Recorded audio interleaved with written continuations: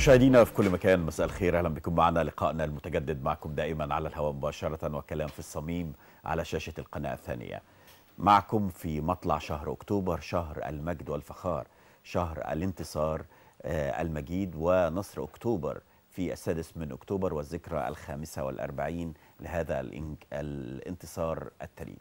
مشاهدينا، يمكن من خلال او مع بدايه هذا الشهر كانت هناك انباء رائعة خاصة بالاقتصاد المصري وتحديدا في مجال الغاز، وتصريح الحكومة المصرية وتحديدا وزارة البترول بأن مصر وصلت إلى مرحلة الاكتفاء الذاتي من الغاز أو تحديدا الغاز المسال. ويمكن آخر شحنة كانت ستصل مصر يمكن وصلت منذ أيام قليلة وهي الأخيرة بالفعل. مصر بعد هذا التوقيت ووصول هذه الشحنة لن تستورد الغاز مرة ثانية، بل ستكون مركز لتصدير الغاز المسال للعديد من دول العالم. يمكن هذا الاكتفاء الذاتي من الغاز سيؤدي إلى توفير حوالي 2.5 مليار دولار سنويا، مع زيادة الإنتاج من الحقول المكتشفة حديثا وعملية التطوير التي تتم لهذه الحقول الغازية.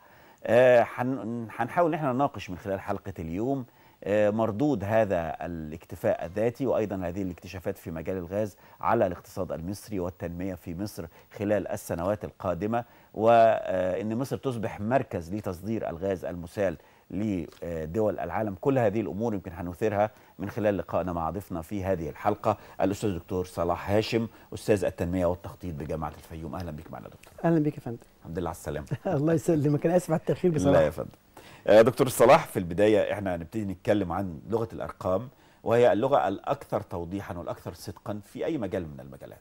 عندما نتحدث عن اكتفاء ذاتي من الغاز وتحديدا الغاز المسال، توفير 2.5 مليار دولار سنويا، نقول ان احنا كمواطنين ننتظر ايه من ده على المدى القريب والمدى البعيد؟ طيب الاول بس عايز اشارك حضرتك في تهنئه الشعب المصري بالذكرى ال45 لانتصارات اكتوبر المجيده، وانه الكثير من الشباب اليوم ويعني ما يعرفوش هذه الانتصارات، فاحنا بنجدد ليهم ان هذه مرحله كانت خطيره في تاريخ مصر. بدات مصر التنميه الحقيقيه بعد معاهدة السلام وحرب أكتوبر. لولا حرب أكتوبر ما كناش هنقدر نتكلم عن اكتفاء ذاتي وعن تنمية تماما. وبالتالي تحية واجبة لأبطالنا في القوات المسلحة الذين حققوا هؤلاء يعني هذا الانتصار، سواء الذين رحلوا عن عالمنا أو استشهدوا في تلك الحرب الكبيرة، حرب الكرامة. طبعا، وطبعا تحية واجبة لقواتنا المسلحة في كل الميادين لما تسهم به مرحلة الحرب ومرحلة التنمية والسلام. الدور كان واجب في انتصارات أكتوبر ثم معركة التنمية، وهي المعركة الكبيرة التي يمكن يشاهدها الجيل المعاصر الآن وما يلعبه القوات المسلحة من دور في كافة المجالات الموجودة. ثانيا، أعود مرة أخرى للملف اللي حضرتك طرحته، وملف مهم جدا، لكن بس عايز أعقب وربما جزء تصحيح لهذه المعلومة. مصر في الحقيقة حققت الكثير من الاكتفاءات في الكثير من المجالات، لكن إنه إحنا هنستوقف عقد اتفاقيات جديدة في الغاز الطبيعي، لكن الاتفاقيات القائمة بالنسبة لاستيراد الغاز هيتم استكمالها. طبعا مش هتكون اخر شحنه ولا حاجه خالص. احنا في اتفاقات اوريدي كانت مبرمه هتستكمل، لكن ما فيش اتفاقيات جديده مرتبطه باستيراد الغاز من دول يعني هنستورد برضه؟ مش هنستورد، لكن انت اوريدي عقد اتفاقيات مع دول تستورد. لا، انت مستورد، انت اوريدي في اتفاقيات استيراد من فتره كانت موجوده. اتمام الاتفاقيات السابقه. اتمام الاتفاقيات السابقه. انت لسه كنت ماضي اتفاقيه من كام شهر انك هتستورد، فانت لازم تستكمل هذه الاتفاقيات طبعا، لكن ما فيش اتفاقيات جديده مبرمه تتعلق باستيراد الغاز المسال مره اخرى. بالعكس، الاتفاقيات القادمه هي تصدير، فتتحول مصر بدل ما كانت بتستورد الى دوله مصدره للغاز المسال، بل تحويل مصر الى بورصه لتوريد وتصدير الغاز الطبيعي على مستوى العالم، بل متوقع أن تكون أكبر بورصة لتصدير الغاز الطبيعي في الشرق الأوسط وربما في العالم. طب ده بسبب الموقع يا دكتور ولا بسبب الإنتاج الكثيف من الغاز؟ إن احنا نبقى أكبر بورصة ونبقى بامب كبير جدا بالنسبة للغاز؟ طبعا الاكتشافات طبعا الموقع الجغرافي بالنسبه لمصر جغرافيا اساسا في موقع جيولوجي وموقع جغرافي. الموقع الجيولوجي والتاريخي طبعا يمكن ده سبب المعارك الاستعماريه التي كانت على مصر على مدار التاريخ بسبب الموقع الجغرافي. ثانيا ان مصر كانت حتى قبل الاكتشافات البتروليه كانت مصر امنا بالنسبه للامن الغذائي على مستوى العالم. اهبطوا مصر فإن لكم ما سألتم. مصر تلاقي فيها كل حاجة، عشان كده كانت الدنيا. لكم ما سألتم هتطلبوه هتلاقوه في مصر. لما كان الطلب على الأمن الغذائي كانت مصر هي سلة الغلال بالنسبة للشرق الأوسط وبالنسبة للعالم، وبالتالي أنه الدول الاستعمارية كبرى الدول الاستعمارية كانت تتكاتل على هذه الدولة ذات مفتاح أفريقيا ومفتاح آسيا كمان. وأكثر الدولة يمكن الوحيدة اللي بتطل على بحرين، بنقول دايما البحر الأحمر والبحر المتوسط، وكمان بيخترقها أكبر نهر في العالم هو نهر النيل. فمصر ربنا عشان كده قال لك يعني مصر هبة النيل، أو مصر هي هبة المصريين. يعني أو النيل هو المصريين هم هبة النيل، لأنه طبعا لولا النيل ما كانش فيه مصريين، وبالتالي كانت معركة اللي كان بيحاول الدول المتآمرة أن تؤجج هذه النار هي معركة النيل، لأنه النيل هو شريان الحياة، شريان الحياة. طبعا هو الذي وهب هذا البلد الكريم. فمصر كموقع جغرافي كانت على مدار التاريخ مصدر لإشباع الكثير من الملفات المتعلقة باستقرار الجنس البشري، الاستقرار سواء عن المياه العذبة الجميلة بالنسبة لنهر النيل، أو بالنسبة للأمن الغذائي القمح والبصل والعدس. أقدم دولة في التاريخ، أقدم دولة. ثم في عصر التكنولوجيا والاكتشافات أن حدث توصيف للحدود الجغرافية بالنسبة لمصر، سواء كان مع السعودية أو بالنسبة مع اليونان أو قبرص. كانت طبعا دي مصدر لإعادة اكتشافات الغاز الطبيعي. لكن لولا توصيف هذه الحدود اللي بعض الناس طبعا كانت متضايقة من توصيف الحدود، اللي كانت هذه المبادرة الطيبة من الرئيس عبد الفتاح السيسي كانت بسبب ان احنا بننتج الغاز الطبيعي. لولا هذا التوصيف ما كانش ابدا هيتم هذا الموضوع.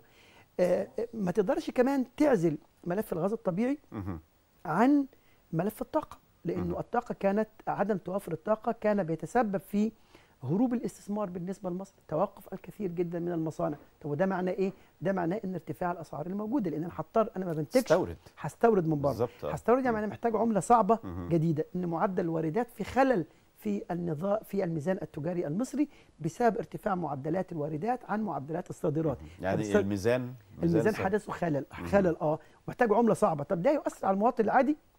اذا كان هذا الخلل يؤثر بالسلب على المواطن العادي، وبالتالي انه توفير ال 2 مليار دولار سنويا، 2.5 مليار، يعني معناها ده ينعكس بشكل او باخر على الاسعار اللي موجوده بالنسبه للمواطن. يعني انا بقى سالت حضرتك السؤال ده ليه؟ لان الناس من ساعه يعني ما سمعت هذا الخبر قال لك طب ما هو اسعار الغاز زي ما هو، الكهرباء زي ما هي، يعني هم متوقعين ان هيبقى فيه نزول فوري، خلاص احنا ما بقناش بنستورد، فبكره الصبح الغاز واستهلاك الغاز مثلا هيبقى هتقل وهيبتدي يستشعر ده المواطن. احنا بنحاول ان احنا نفهمهم الدنيا هتبقى ماشيه ازاي. انا عايز اركز على نقطتين بالنسبه للمشاهد حضرتك. النقطه الاولى تتعلق بفلسفه الحكومات والانظمه الحاكمه وفلسفه الشعوب. الحاكم دائما والنظام الحاكم والحكومات تفكر دائما في المستقبل، ان مصر بكره يبقى شكلها عامل ازاي. ده فقط. احيانا يغفلوا شويه طبعا لا، النظره المستقبليه. العالم الان بيتكلم عن رؤيه مستقبليه، ان مصر 2030 مصر 2025 مصر ايام 100 سنه 2100 و2050. لما يتكلم عن التغيرات المناخيه بيتكلم عن 2050 و2100. لما بيتكلم عن التنميه يتكلم عن 2030. لما بيتكلم عن الميكنه الاداريه للنظام المصري 2025. يعني انا بتكلم في ضوء الضروريات والاولويات الموجوده. لكن الشعوب دائما تفكر في الآنية، في اللحظة الآنية. أنا دلوقتي يقول لك أكلني النهاردة وموتني بكرة. واخد بالك؟ اصرف ما في الجيب يأتيك ما في الغيب. ما هو مش مشكلة. المواطن العادي لا يفكر في المستقبل، هو يفكر النهاردة يعيش زي ما قلت لك المثل الشعبي يقول لك موتني النهارده عيشني النهارده وموتني بكره. اصرف ما في الجيب يأتيك ما في الغيب. مش مشكلة بكرة بالنسبة له، هو مشكلته النهارده. النهارده بس. لكن الحكومات والأنظمة بتفكر في الأجيال القادمة، عشان كده عملوا التنمية المستدامة. التنمية المستدامة إنه حق الأجيال القادمة في بلد آمن مستقر ناهض تنمو ذو حضارة، حق يتمتعوا بهذا الشكل. المواطن العادي ما بيفكرش في هذه الرؤية، هو أهم حاجة دلوقتي يأكلوا ويشربهم دلوقتي، وبعدين احنا بنلاقي مجتمع الحيوانات لا ينمو. ليه؟ لأنه هو ما بيطورش من نفسه، ملوش مستقبل. لكن المستقبل دايما للجنس البشري، لأنه دايما بيخطط للمستقبل والرؤية المستقبلية. الحاجة الثانية فيما يتعلق بالعائد بالنسبه للاسعار بقى ليه مش بتنعكس على المواطن العادي. اولا فكره ان الاسعار تنزل لازم نقول للمواطن مستحيل، لانه مفيش ابدا في خطه التنميه ان الاسعار كانت بتزيد وبعد كده نزلت، لا. لكن علشان اقدر اواجه مشكله الغلاء ان انا ارفع الدخول، لكن ما نزلش الاسعار، لكن ينعكس هذا التصدير وهذا الانتاج في ان انا كل سنه ارفع معدل الدخول بالنسبه للمواطن. طيب السنه دي ارتفعت الدخول ولا ما ارتفعتش في الموازنه الجديده؟ لا ارتفعت. تمام، ارتفعت حوالي 45%. تمام، ارتفاع معدلات الدخول لكثير جدا من الرواتب، كل واحد يشوف مرتبه كان كام قبل 2011 ودلوقتي المرتب بقى كام، بس هيقول لي ان المرتبات بتزيد بس يا دوب بتجيب اللي قبل 2010.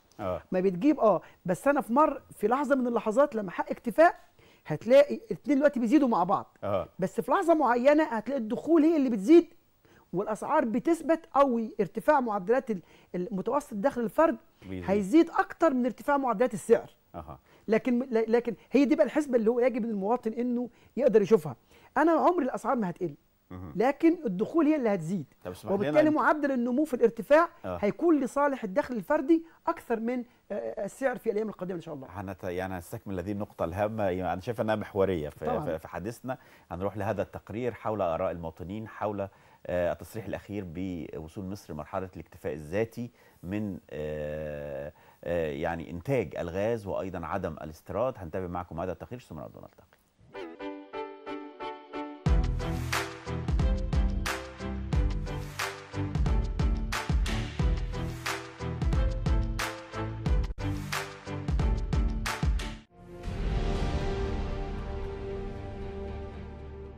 يعد إعلان الحكومة المصرية الاكتفاء الذاتي من الغاز الطبيعي بمثابة انتصارات كبرى تواكبت مع انتصارات أكتوبر، فقد حقق هذا الاكتفاء مزايا عديدة على المستويين المحلي والعالمي. فمحليا يوفر حوالي 250 مليون دولار كنا نستورد بهم الغاز شهريا، ومحليا يعني أن تخوف المستثمرين من التوسع في الصناعات كثيفة استهلاك الطاقة أصبح غير موجود، وأن الخسائر التي كانت تتكبدها هذه المصانع من جراء نقص الغاز أصبحت أيضا غير موجودة. كل تلك المعطيات تقودنا إلى نظرة إيجابية للاقتصاد المصري في مختلف الأوساط الإقليمية والدولية. شايفة ان دي حاجة بتعود على المواطن بحالة كويسة، لان النهارده محطات الكهرباء كلها بتشتغل بالغاز الطبيعي، فاصبح النهارده الشبكة ثابتة ومفيش انقطاع للتيار الكهرباء. زائد بالنسبة اللي بتبقى احسن من الانبوبة، بالنسبة للمواطن العادي في البيت تبقى احسن من الانبوبة. لا الحمد لله، يعني خطوة كويسة، وان شاء الله هيبقى في اكتفاء ذاتي كويس، بدل ما نستورد ندفع عملة صعبة، وهتبقى البلد كويسه ان شاء الله. ده هيخدم طبعا قطاع الاستثمار على مستوى الدوله وفي المشروعات الكبرى وفي مجال الطاقه وفي مجال الكهرباء، واللي هو بيه يعني حضرتك ستوجه كل هذه الموارد الماليه لخدمه الاقتصاد المصري. والله نحمد ربنا ان فيها غاز طبيعي. ده اول حاجه ان كل بيت هيبقى فيه غاز طبيعي. بعد كده عنق انبوبه البوتاجاز هينتهي. الغاز الطبيعي ده مصدر عظيم من مصادر الطاقه اللي هتوفر علينا كتير، وتوفر على المواطن وعلى المصانع المصرية وعلى جميع المشاريع المصرية تكلفة العالية اللي احنا بنعاني منها. تنمية حقل زهر واكتشاف حقل زهر وتنميته وعاد علينا كويس جدا جدا يعني. واكتشافنا في الغاز الطبيعي ده يعتبر طفرة اقتصادية يعني في الفترة القادمة ستعود على مصر بالرخاء والنماء إن شاء الله.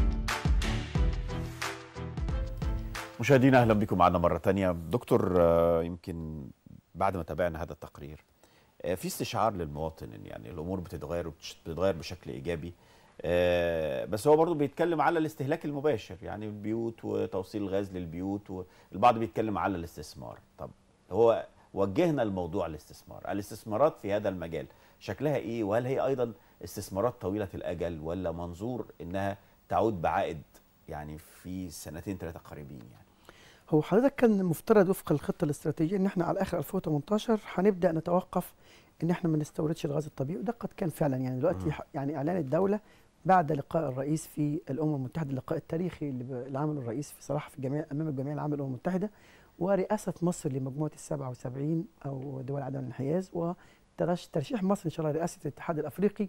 اولا دي كلها انجازات تاريخيه كبيره جدا ما كناش نتوقعها انها تاتي في هذه السرعه، خاصه بعد دوله قامت بثورتين كبيرتين. الدوله اللي قامت بثوره لحد دلوقتي او الدول اللي قامت بثوره واحده هي بتتراجع لورا ومش عارفين يلموا الشامل، وحرب اهليه وحرب. احنا الحمد لله بنتكلم عن التنميه والتقدم والاكتفاء بعد الثوره وخلال 4 سنوات مضت فقط من حكم الرئيس عبد الفتاح السيسي، فده انجاز تاريخي. شعور الناس بالاستقرار، بنتكلم عن التنميه. فكره شعور بان لدينا اكتفاء، فكره الاكتفاء الذاتي في بعض الملفات يعني استقلال القرار المصري، لازم يتكلم بشكل واضح جدا ان في استقلال اكتفاء ذاتي، يعني استقلال القرار السياسي في السياسه المصريه سواء على المستوى الخارجي او على المستوى الداخلي.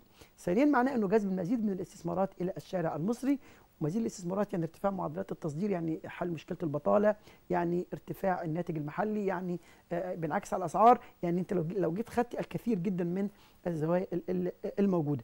الحاجه الثانيه ما تقدرش تعزل كمان فكره الغاز الطبيعي عن الطاقه. الطاقه لو احنا اتكلمنا عن دايما كنا نقول بعد ثوره 25 يناير توقف حوالي 4603 مصنع.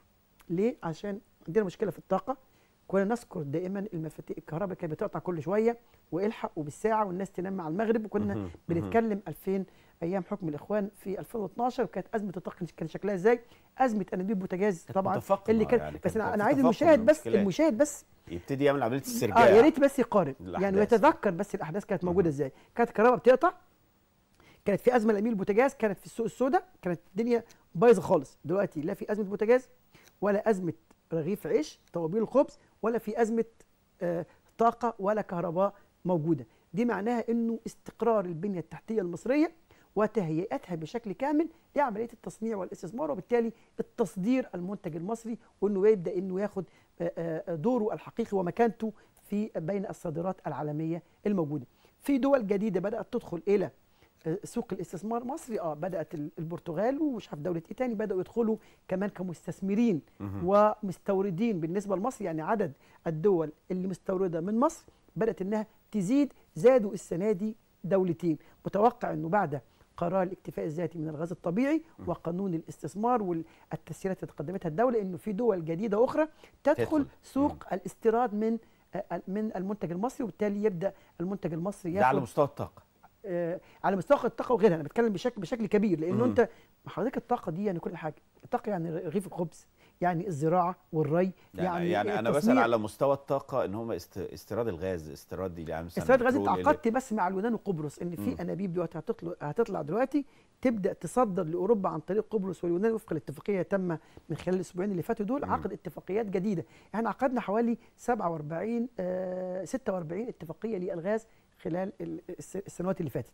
في اتفاقيه مهمه جدا بين قبرص واليونان وبالنسبه لمصر تتعلق بالغاز الطبيعي، وبالتالي زي ما قلنا ان مصر تتحول الى بورصه للغاز الطبيعي على مستوى الشرق الاوسط. طبعا ده هيكون له انعكاساته عن رفع معدلات التنميه داخل الشارع المصري. بس عايز كمان اكمل بس يعني الغاز الطبيعي قلت لا تستطيع ان تفصله عن ملف الطاقه.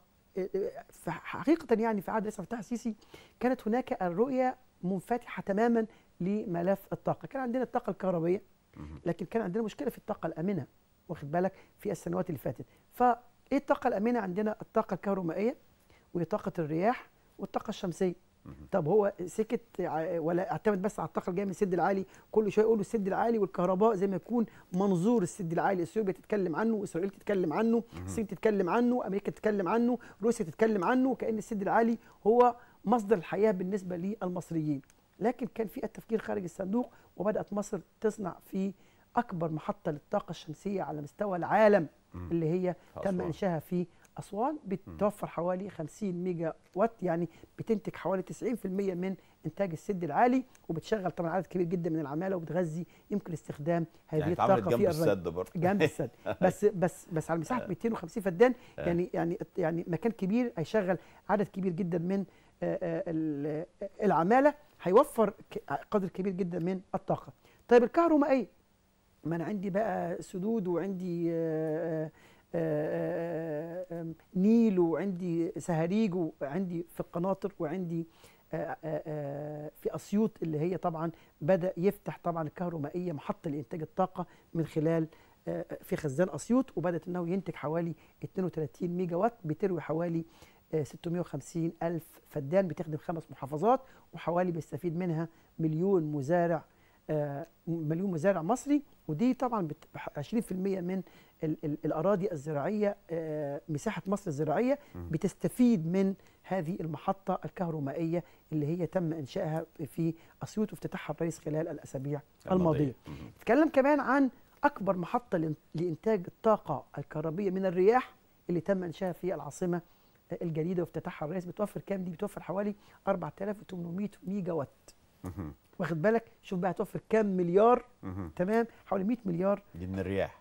طبعا من الرياح، باستخدام طاقه رياح لمنطقه طبعا جغرافيه متميزه جدا، فقال لك الريح فيها حلو زي ما الشمس في اسوان كويسه، الريح كمان موجود في العاصمه الرياح في العاصمه الجديده متميزه جدا. الاداريه الجديده فليه ما استخدمهاش وعمل اكبر طاقه طبعا، اكبر محطه لانتاج طاقه الكهرباء من الرياح او الطاقه النظيفه مجملا، يعني هي دي مجملا الطاقه النظيفه. طبعا ده بالتعاون مع شركه سيمنز الالمانيه، وحوالي 4 محطات، طبعا محطه في بني سويف، وكانت المحطه الثانيه اللي هي بتاعه العاصمه الجديده.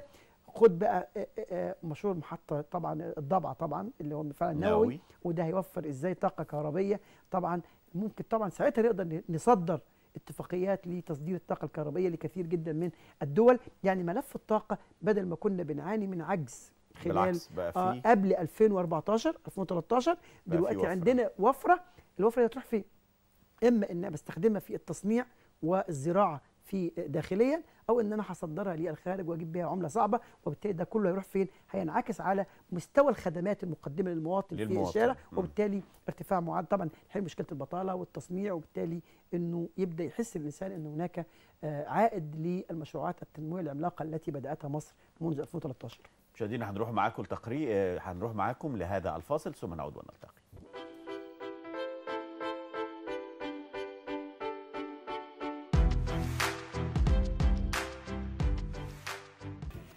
مشاهدينا اهلا بكم معنا مره ثانيه. دكتور صلاح، يعني استكمالا لحديثنا حول الاستثمارات والمنتظر من يعني كل هذه المشروعات القوميه الكبرى التي تقام في مصر، والهدف هو خدمه الاستثمار ومن ثم رفاهيه المواطن ومصر الحديثه كما نتمنى.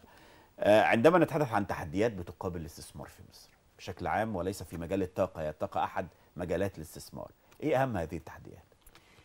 الروتين الحكومي لا يزال قائم، عقلية الموظف المصري لم تتغير، في قوانين فعلا ولوائح تغيرت، لكن الثقافة الإدارية في المؤسسات المصرية لا زالت موجودة. ثقافة الشارع انه العمالة غير مدربة وغير مؤهلة، وطبعا في فجوة كبير جدا ما بين الخريجي الجامعات والمؤسسات التعليميه وما بين سوق العمل موجوده. يبقى العمل الروتيني طبعا والروتين الحكومي بشكل كبير لحد دلوقتي يقول لك شهر وتكون عامله تراخيص، لكن في معوقات مرتبطه بثقافه العقل المصري، العقل المؤسسي موظف. انا غيرت القوانين بس هو لسه مخه موجود على القديم، مش عايز يتغير. على القديم لسه عايز تدريب، عايز طبعا ده ياخد وقت طويل جدا علشان يقدر يدرك مسؤوليته الوطنيه في انه لازم يحس انه مستفيد من هذا الاستثمار اللي موجود، وان المستثمر ده جاي هو يستفيد بشكل هو واولاده من هذا المستثمر. لكن للاسف هو دلوقتي بيفكر بقصر نظره ضيقه قصيره، وبالتالي ده يؤشر على معدل الفساد. طبعا نتكلم عن الفساد، ازاي هتقدر تقضي على الفساد مره واحده. احنا دلوقتي ما شاء الله حققنا ضمن افضل 20 دوله لمكافحه الفساد في العالم، يعني خدنا ترتيب كده مصر ضمن افضل 20 دوله لمكافحه الفساد في العالم. لكن بالرغم من ذلك عندنا تحديات، وهي عقليه الموظف المصري والمؤسسات اللي لسه لحد دلوقتي في بينها في المناهج ما بين سوق العمل وما بين الخريجين. العماله طبعا مرتفعه جدا بالنسبه مقارنه بالعماله على مستوى العالم. العماله المصريه مرتفعه جدا وغير مؤهله، يعني عندك اثنين. يعني عددا ولا مرتفعه ازاي؟ اجر العامل المصري يعني اعلى، فهو ليه بيروح الصين وبيروح الهند وبيروح مش عارف دول تانية علشان العماله هناك رخيصه، وبالتالي يقدر يعني. بس هي لو اجرها عالي ومدربه، مش مدربه، انت عندك مشكلتين. عندك مشكلتين، هي يعني. اجرها عالي ومش مدربه، واخد بالك، وبالتالي ده بيبدا انه ايه يهرب من الاستثمار. زي ما قلت طبعا لا تستطيع ان تنكر طبعا انه معظم المواد الخام كمان بتيجي يعني من بره مستورده ومكلفه جدا فكره العمله الصعبه، لكن يمكن قانون الاستثمار الاخير قدر يتعامل مع هذه المشكله ويسمح انه الاعفاءات الجمركيه على لبعض السلع او المواد الخام التي يمكن تصديرها مره اخرى لخارج البلاد، فبدا يدي اعفاء جمركي وده عمل الطاقه حوالي 50%، حتى كمان اعفاء هذه المصانع من تامينات العمال اللي شغالين فيها. يعني بدا القانون يتعامل، لكن العقليه ما زالت موجوده. كان في مبشرات من البنك الدولي في تقرير يناير 2018 وقال انه فكره انه مصر سوف تتحرر من الروتين الحكومي المعوق للاستثمار في 2025، وان مصر بدات في الميكنه بشكل واضح. وكانت اخر مبشرات كانت من خلال يومين انه بدات ممكن ترخص السياره بتاعتك والبطاقه الرقم القومي من خلال الانترنت. وده هتبدا انك انت بعد كده لا تتعامل يعني مره اخرى لا تتعامل مع الشباك تتجنب مع الموظف عشان اقدر اتعامل عقليه، لان انا عشان اقدر اغير الثقافه محتاج حوالي 50 سنه لقدام. فانا دلوقتي بحولها الى ميكنه. مصر عندها تحديات كمان. طب لو حولت الموضوع لميكنه يعني هبدا استغنى عن العماله اللي موجوده، وبالتالي هيحصل طوابير بطاله. مصر اتكلمت في الموضوع ده في خطاب الرئيس امام الجمعيه العامه للامم المتحده الاسبوع الماضي من خلال رئاسته كمان لمجموعه ال77، وقال ان التكنولوجيا بدات انها تسرح العماله، ويجب على هذه الدول التي انتجت التكنولوجيا ان تتحمل جزء من المشكله في الدول من خلال التدفقات الاموال المخصصه للتنميه وتقديم المساعدات غير المشروطه لبرامج التنميه لهذه الدول، لان انا كده معدل البطاله هيرتفع. نظره يعني كانت ثاقبه، لان بالفعل يعني عملت مشاكل. الرئيس كان بيتكلم عنها بيقول التكنولوجيا البازغه، التكنولوجيا البازغه وتاثيرها على العماله اللي موجوده. في تكنولوجيا يعني في عماله هتتسرح، هعمل ايه؟ انتوا هذه الدول التي انتجت التكنولوجيا تتحمل وانا نتحمل مشاكلها، وقال لهم بشرط ان تكون غير مشروطه. يعني انا ادرى باحتياجاتي التنمويه، وبالتالي انك لما تديني مساعدات فمش بالنسبه لي نوع من الاحسان وانما حق، او هي مش قرض، حق لدول الجنوب. ما هي مش قرض، هي مش قرض، هي مساعده. وحتى لو قرض كمان قروض، ولكنها قروض كمان غير مشروطه. يعني مش مثلا زي قروض صندوق النقد الدولي. يعني اديني قروض وسيبني اديرها بطريقتي الخاصه. مع القروض برضو مساعدات، ولكن يعني بس ما تكونش مشروطه. هي مشكله القروض كلها في الشروط بتاعتها. يعني قد ساعات في طبعا طبعا زي طبعا شروط صندوق النقد الدولي هي شروط مجحفه طبعا، وتتدخل في السياسه العامه للدول. يعني بتتدخل، وبالتالي احسن تقلب الصراع ما بين الانظمه الحاكمه والحكومات وما بين الشعوب اللي موجوده فيها على مدار تاريخ طويل جدا من تجارب. طب دكتور صلاح، يعني جانب اخر لو اتكلمنا على هذه المشكلات، دائما كان قطاع الطاقه في مصر هو قطاع يعني مشاكله اقل، حتى يعني العاملين فيه كان يعني مرتباتهم بتبقى اكبر طبعا. قطاع منظم ودايما بيحرز العديد من الارباح. هل هذه المشكلات برضو مؤثره على القطاع انه ممكن ينطلق بشكل اكبر، خاصه مع الاكتشافات الحديثه ومزيد من الضخ للاموال اللي ابتدت تصل لهذا القطاع؟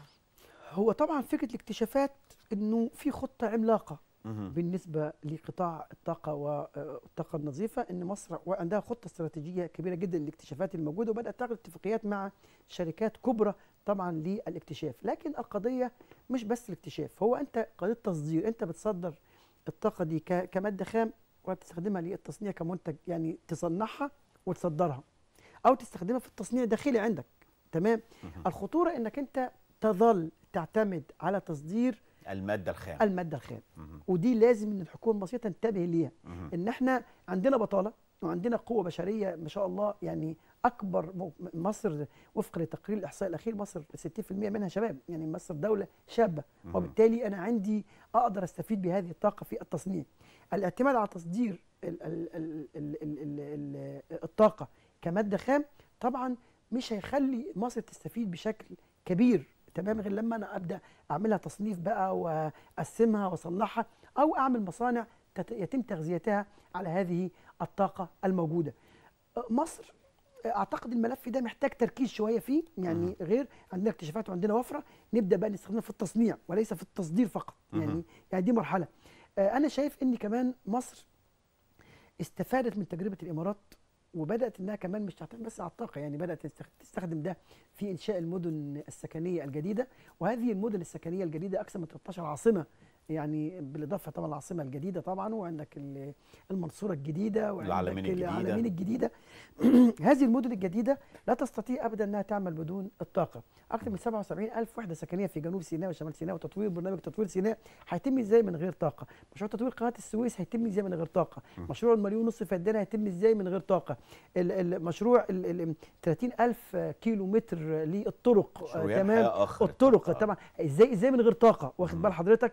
انت يعني للاسف انت محتاج طبعا الطاقه علشان تقدر تستكمل البنيه الاساسيه لهذه المشروعات القوميه العملاقه اللي احنا بنحصرها في 8 محاور اساسيه اللي انا اتكلمت عنهم. لكن المحور الاساسي وهو الفاعل هو الطاقه. من غير الطاقه مش هيبقى ده. يمكن كمان ده علشان اعمل استقرار في البنيه الاساسيه، لكن كمان محتاج ان انا اصنع هذه الطاقه كمان وابدا اصدرها، لان خلاص استقرت المجتمعات دي. وبعدين لازم يكون عندي خطه عملاقه للاستفاده من هذه الطاقه بشكل محلي قبل ان اقوم بفكر ان انا اصدرها للخارج، لان فكره ان انا اخدها واصدرها للخارج دي مساله اعتقد هي ابسط الامور. اني اعمل خطوط واتفاقيات تعاون زي ما عملت مع قبرص ومع اليونان، بس انا بستوردها مره ثانيه في شكل منتجات. بس بستوردها في شكل منتجات، يبقى انا ما عملتش حاجه. واغلى وبشكل اغلى، وبشكل مضاعف، وبشكل اغلى. لكن فكره ان انا تتحول مصر الى دوله صناعيه، على فكره احنا حتى الان ماخوذ علينا اننا دوله زراعيه، رغم ان احنا عندنا مشكله في الامن الغذائي، بس عشان تبقى عارفين يعني مصنفين دوليا ان احنا دوله غذائيه، دوله زراعيه. على الرغم ان احنا عندنا مشكله في الانتاج الغذائي موجوده في مصر، وبنستورد حوالي 60% من احتياجاتنا من الغذاء من العالم. شيء عجيب يعني. عايزين بقى نتحول. طب ازاي زراعيه؟ احنا لا زراعيه ولا صناعيه. عايزين دلوقتي نحدد الهويه. احنا عايزين نشتغل، وده اعتقد الرئيس يعني ادى توجيهاته في هذا الملف، ان نحقق الامن الغذائي المصري، وبدا بمشروع النص فدان. لكن كمان ازاي تتحول مصر الى دوله صناعيه، لكن زراعيه فقط في المرحله القادمه من تاريخ البشريه لن تكون كافيه. لازم يكون كمان مصر منتجه للتكنولوجيا، وخاصه انها عندها وفره في الطاقه. اسمح لنا دكتور، هنروح لهذا التقرير حول جهود الدوله من اجل النهوض بشكل اكبر بقطاع الطاقه في مصر. تابعوا معنا هذا التقرير ثم نعود ونلتقي.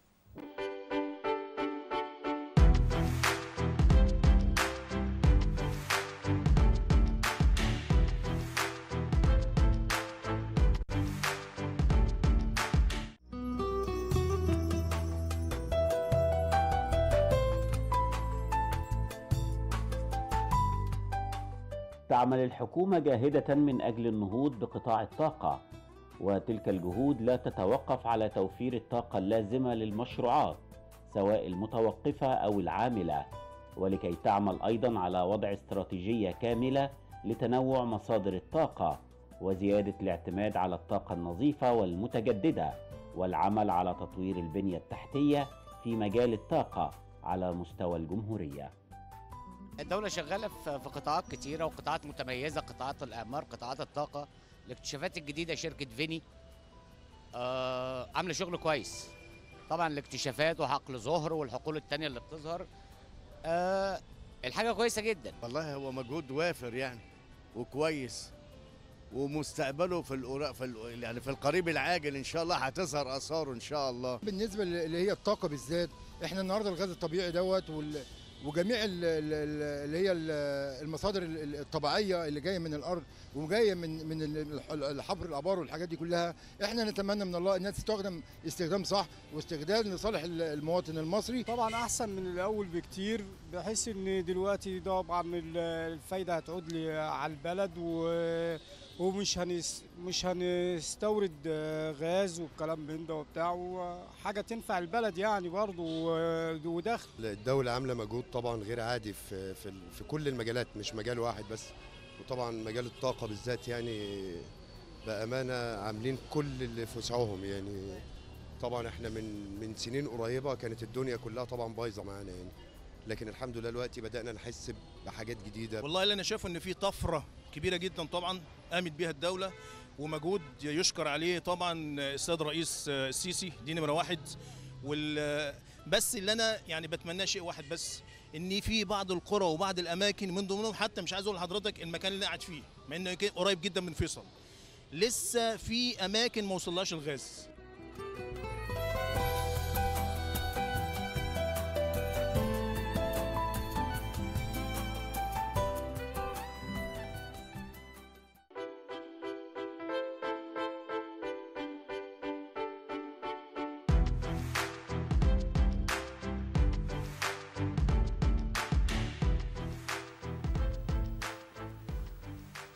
مشاهدينا اهلا بكم معنا مره ثانيه. دكتور صلاح، بعد هذا التقرير ويمكن في جهود حثيثه جدا بتقوم بها الدوله المصريه من اجل دعم قطاع الطاقه، وكلنا كمواطنين متابعين لهذه الجهود وهذه المشروعات، احنا شايفين ان قطاع الطاقه هو القطاع الواعد والقوي اللي هو ممكن يجر عجله التنميه في مصر خلال الفتره القادمه.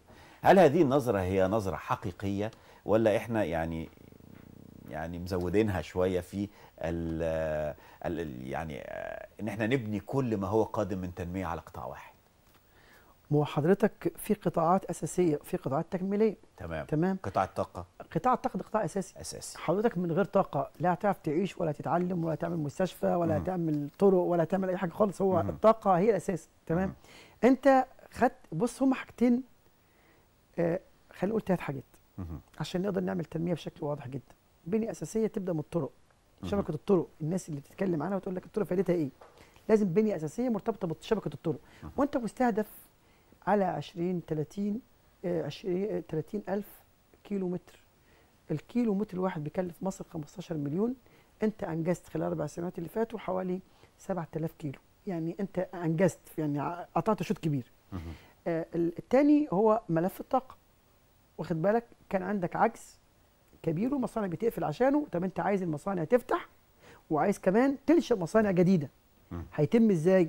المخطط الاستراتيجي نحو قناه السويس، زي ما قلت 1.5 مليون فدان، الامن الغذائي، ده هيتم ازاي؟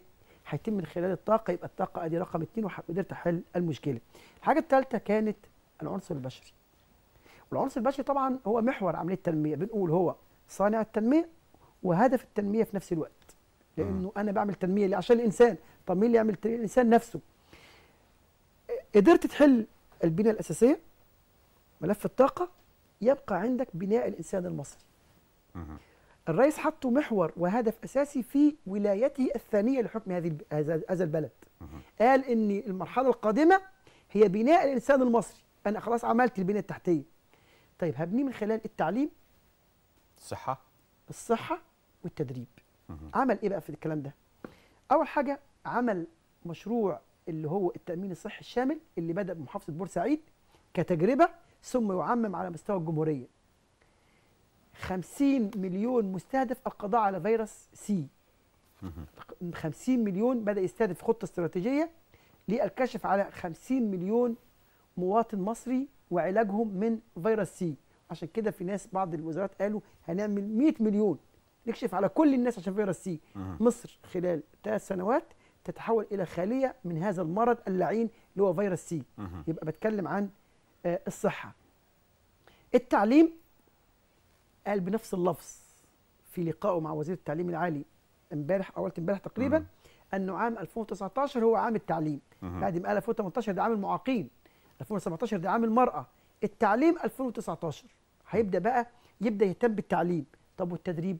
عمل المجلس القومي للتدريب الشباب اللي هو اتشكل يمكن الفتره اللي فاتت علشان يقدر ينتج عماله مصريه مدربه ينمي القدرات الانتاجيه والمهارات الحياتيه لدى الشباب. دكتور، يعني الكلام مسترسل بشكل كبير جدا والموضوعات كثيره ومتشعبه، ويمكن هي بتعمل نظره كده مستقبليه لما ستكون عليه مصر في المستقبل. اتمنى يكون الصوره للمشاهد، يعني اتمنى يكون لنا لقاء اخر قادم بسبب يعني ان الوقت انتهى، ونتحدث في هذا الموضوع المرتبط بتنميه الانسان في مصر. صحيح. بشكل يمكن قدمه السيد الرئيس في اجمل صوره من خلال حديثه في الفتره الاخيره. بشكرك جدا. ان شاء الله يكون لنا هذا اللقاء مع الاستاذ الدكتور صلاح هاشم، استاذ التنميه والتخطيط بجامعه الفيوم. سعدت جدا بهذا اللقاء. تسلم. شكرا جدا. مشاهدينا في كل مكان، سعدنا معكم بهذا اللقاء. فعلى وعد دائم بلقاءات اخرى قادمه. انتظرونا دائما وكلام في الصميم على شاشه القناه الثانيه. فإلى هذا اللقاء.